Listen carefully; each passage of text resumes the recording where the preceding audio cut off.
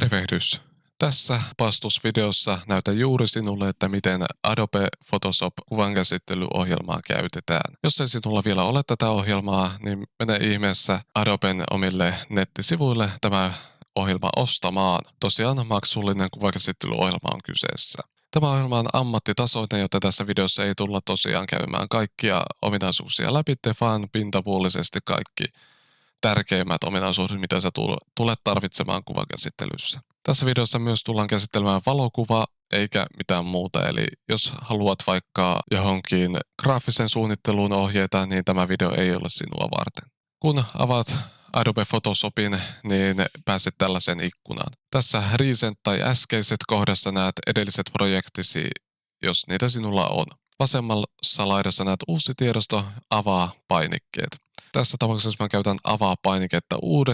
Uusi tiedostopainikkeessa sä pystyt luoda valmiin paperin tonne taustalle, jos sä haluat, tai sä tiedät, että sä haluat tehdä vaikka A4 kokoisen tai A3 kokoisen, tai sitten sä haluat tehdä YouTube-pikkukuva, joka muuten on tämä resoluutio. Niin, jos sä tiedät, että sä haluat tehdä jonkun tollasen, niin tee.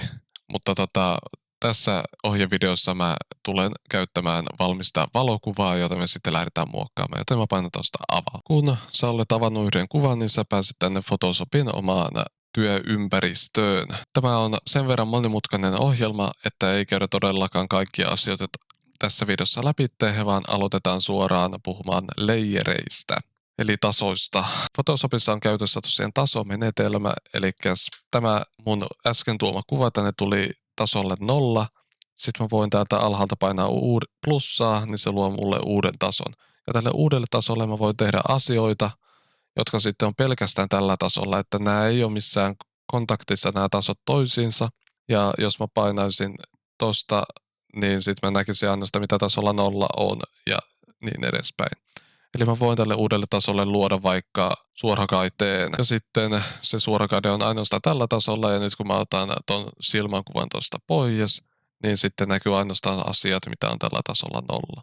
Esimerkin vuoksi mä poistan nyt delete-nappia painamalla taikka raahamalla tämän tonne roskakoriin. Niin taso myös poistuu. Sitten puhutaan työkalusta, jotka löytyy sitten tästä vasemmasta laidasta. Eli täältä mä voin erilaisia työkaluja valita itselleni käyttöön. Eli jos mä haluan vaikka tuon suorakulmia-työkalun tai ympyrätyökalun, niin mä pystyn tehdä ympyrän siitä vaan. Nyt mulla on punainen ympyrä, jonka mä voin delete-napilla poistaa. Tai siis mä voin tehdä lassotyökalulla vaikka jonkun valinnan, jos mä niin haluan. Mutta tässä videossa ei tosiaan käydä todellakaan kaikkia työkaluja läpi. Täällä on muun muassa tekstityökaluja, joka käydään myöhemmin tässä videossa kuitenkin läpi. Sitten tämän tutorialin kannalta oleellinen asia, niin värikorjaus. Teen tässä kohtaa tästä layerista kopion painamalla Alt-nappia pohjassa ja raahamalla layeria yhden pykälän ylöspäin. Se tekee tason 0 kopion. Mä voin nimetä tuon tason tuplaklikkaamalla tuota nimeä ja pistämällä siihen. Sitten monta tapaa tehdä värikorjaus. Yleisin tapa on varmaan klikata layer ja mennä täältä säädöt ja sitten täältä valita sävykylläisyys, kirkkaus, kontrasti, käyrät, tasot, väritasapaino jne.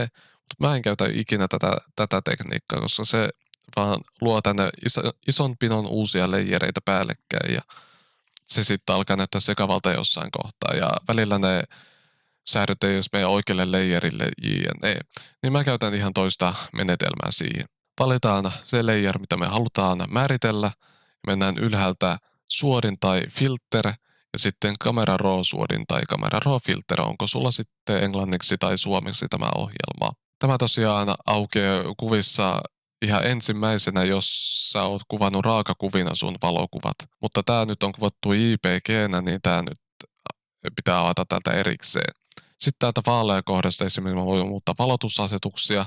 Niin kuin tässä mä voisin ihan vähän valoisuutta nostaa ja lisätä vähän kontrastia ja vaaleita kohtia pistää vähän alaspäin ja varjoja vähän ehkä nostaa. Sitten värikohdassa mä voin lämpötilaa pistää joko kylmälle tai lämpimän puolelle. Mä pistän ihan vähän lämpimän puolelle. Sitten elosuus eli luminanse, niin sitä voi vähän nostaa ja kylläisyyttä eli saturaatiota, niin se voi myös vähän nostaa.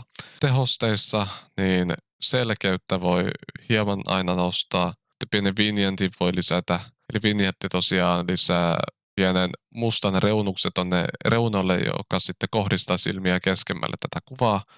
Sä voit joko tänne miinuksen puolelle mennä, jolloin se vinjetti on musta, tai sitten plussapuolelle, jolloin se on valkoinen. Ihan riippuu siitä, millaista sä haluat siltä kuvalta. Käyrät kohdassa, niin mä voin tehdä tällaisen valokuvaajien keskuudessa puhutaan S-kurvista, eli S-muotoisen kuvion mä voin tehdä tähän, eli nostaa vähän tätä ylhäältä ylöspäin ja sitten mennä tänne alas ja luoda uuden pisteen ja pistää sitä vähän alaspäin. Se tekee tällaisen todella pienen S tuohon kurviin, eli käyrään. Sitten täällä on erilaisia värikäyriäkin, mutta niihin ei nyt paneuduta sen enempää. Sen jälkeen, kun mä oon tyytyväinen tähän värikorjaukseen, niin painan OK. Ja nyt, kun me tehtiin aiemmin tästä leiristä tämä kopio, johon tehtiin tämä värikorjaus, niin nyt mä voin ennen ja jälkeen kuvat katsoa tälle. Eli kun mä painan tuosta silmäkuvasta, niin nyt mä näen se, mitä tässä nollalla on. Eli siltä se kuva näytti ennen ja tässä on se, miltä se näyttää nyt, eli jälkeen. Sen jälkeen käydään läpi kuvasta asioiden poisto. Siihenkin on erittäin monta työkalua ja tapaa, miten se tehdään, mutta ehkä simppeleen on tällainen spottikorjaustyökalu, eli Spot Healing Brush Tool ehkä. Joku sellainen, tämä oli englanniksikin. Niin se kun otettiin käteen, niin se antaa meille kursorin tilalle tällaisen ympyrän. Ja ympyrän koko me voidaan muuttaa monella tapaa, joko hiiren kakkosnapilla ja sitten tuosta koko kohdasta pistetään vähän alaspäin, taikka sitten voidaan Alt-pohjassa ja hiiren kakkosnappia liikutetaan oikealle ja vasemmalle, niin se suurentaa ja pienentää tätä siveltimen pään kokoa. Ja se, mitä tämä sivellin sitten tekee, niin me voidaan alttipohjassa ja hiiren rullaan käyttävällä niin zoomata vähän lähemmäs tänne. Riippuu tietysti, mitä me halutaan täältä poistaa. Sitten muita kivoja työkaluja, niin toimintoja, joita kannattaisi tietää, niin välilyöntipohjaan ja hiiren ykkösnappia, niin sä voit liikuttaa tätä kuvaa ihan sitten, mihinkä sä itse haluat. Mä voin zoomata tonne jotenkin erittäin lähelle, tehdään tästä vähän pienempi tästä työkalusta ja voidaan klikata, niin se alkaa poistamaan lehden päätä tosta. Se, miten se tekee sen, niin se näkee, että tässä on sinistä taustalla, joten se kopioi siihen aina sitä sinistä tilalle. Ja aina tämä ei tee ihan hyvää työtä, mutta aina välillä tämä myös onnistuu tekemään ihan ok hyvää työtä. Se on juttu täällä, että jos mä en halua tuota kärkeä, niin mä voin vaan klikata, niin se yrittää sitä poistaa parhaansa mukaan. Niin tämä on yksi tapa poistaa asioita kuvasta. Seuraavaksi voitaisiin käydä läpi tekstin lisääminen. Tekstityökaluhan tosiaan löytyy tämä T-työkalu täältä tai T-tä näppäimistöstä painamalla, niin saat sen käteen. Sen jälkeen sä voit klikata ihan mihinkä tahansa ympäri tätä kuvaa ja sen jälkeen sä voit kirjoittaa siihen sen, mitä sä itse ikinä haluat. Mä nyt kirjoitan syksy. Sen jälkeen sä voit Ctrl-A:ta painamalla, eli maalata tekstin ihan samalla lailla kuin vaikka Wordissa tai muissa vastaavissa ohjelmissa. Sitten sä voit täältä ylhäältä mennä taitosta jommasta kummasta palkista, niin mennä vaihtaa tekstin värin, voida valkoiseksi sen. Sen jälkeen sä voit ottaa tämän perussiirtotyökalun ja alkaa liikuttamaan tekstiä. Vähän niin kuin kuvasuhdetta ja syvyyttä ja pituutta, korkeutta vaihtaa ihan vaan vetämällä, tai sitten sä voit pistää shiftin pohjaan ja teksti pysyy samassa suhteessa koko ajan. Muistetaan lopuksi panna enteriä ja sitten liikuttaa teksti se haluamamme kohtaan. Sitten jos me halutaan tekstille varjo, niin se onnistuu silleen, huomataan, että Photoshop on tehnyt tekstille oman layerin, niin tuplaklikataan layeriä ja aukeaa tällainen ikkuna. Sitten me voidaan täältä mennä vaikka varjo ja klikataan se myös auki ja sitten täällä säädetään varjon asetuksia. Ja jos me halutaan siihen ulottuvuutta vähän lisätä ja sitten opacity eli peittävyyttä vähän noin ja kokoa vaikka noin ja etäisyyttä vähän vielä noin ja ihan kaikkia varjon asetuksia pystyy täältä muokata. Ja nyt sillä tekstillä on pieni varjo sitten tossa noin. Niin nyt se erottuu paljon paremmin taustasta, niin mä voin sen vaikka laittaa tohonkin päälle, niin se silti erottuu sieltä taustasta. Sitten käydään vähän sellaista asiaa, joka nykypäivänä on aika osana meidän ihmisten elämässä, eli tekoälyä läpitte. Eli Photoshopistakin löytyy tekoälytoimintoja, ja niitä me voidaan käydä nyt tässä yhdessä sitten läpitte. Mä voin lisätä kuviin asioita valitsemalla vaikka tällaisen vapaa-valita-työkalun ja piirtämällä tänne alueen, minkä sisällä mä haluan lisätä jotain asioita. Jos mä haluan vaikka tuohon kohtaan lisätä roikkuvia marjoja, niin katsotaan miten tekoäly se tekee. Mä piirrän tuollaisen alueen ja sen jälkeen mä painan generatiivinen täyttö. Generative fill, jos on englanniksi. Sitten mä voin tuohon kirjoittaa, että hanging berries ja painetaan enteriä näppäimistöstä.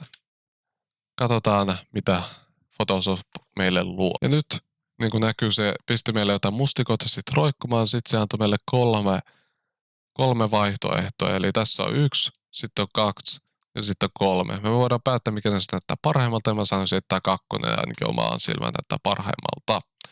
Niin nyt niin kuin näkyy, niin se on pistänyt meille tänne Hanging Berries omalle layerilleen. Nyt, jos meillä tässä alkaisi olla kuva valmis ja mä oon käynyt kaikki perustoiminnot Photoshopista läpi, niin voidaan sitten miettiä, että miten me saadaan kuva ulos tältä ohjelmasta. No se tapahtuu sillä, että mennään ylhäältä tiedosto ja sen jälkeen vie muodossa. Tämän jälkeen vaihdetaan videolle JPG-muodoksi ihan sen takia, koska siinä on pienempi tiedosto koko kuin PNG:ssä. Mutta jos sä teet sellaista kuvaa, jolla sä haluat läpinäkyvän taustan, niin sitten kannattaa valita PNG, koska sillä on transparent se tausta. Sitten laatu, niin mitä suurempi laatu on, niin sitä isompi tiedosto kokokin tulee, mutta me voidaan pitää se tuossa 6.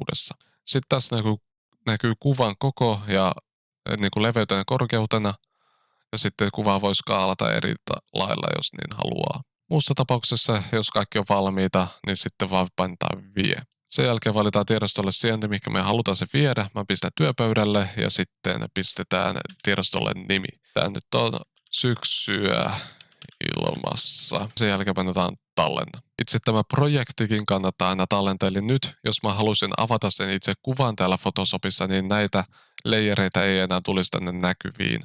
Mutta jos mä haluan avata projektin täällä Photoshopissa, niin sitten tulee kaikki layeritkin näkyviin. Niin sellainen pitäisi tallentaa silleen, että mennään tiedosto ja tallentaa nimellä. Sitten mulla täällä kansiossa kaikki mun Photoshop-projektit, niin mä voin tänne pistää vielä uuden, että syksyä ilmassa. Eli nyt jos mä avaan tuon äsken tallentetun projektin, niin se tarkoittaa sitä, että kaikki nämä layeritkin avautuu tänne omina layerinään. Toivottavasti tämä opastusvideo auttoi sinua luomaan ensimmäisen kuvasi. Jos tuli jotain kysyttävää, niin voit joko pistää täällä YouTuben puolella kommenttia tai kysyä yhteydenotto-sivulla minun nettisivuillani sitten lisää tietoa. Jos katsot tätä YouTuben puolella, niin muista käydä nettisivuillani katsomassa vähän lisätietoa asiasta videon alla olevasta linkistä ja ota samalla myös mun sosiaaliset mediat haltuun. Ja jos katsot nettisivuilla tätä videota, niin haluaisin kuulla sinusta vähän lisää, jos sinulle tulee ongelmia. Eli muista ottaa yhteydenottosivulla sit minun yhteyttä, jos niin tulee. Joko puhelimitse, sähköpostitse tai sitten sillä yhteydenottolomakkeella. Me sitten muuten nähdään muissa videoissa ja siihen asti se olisi moikka!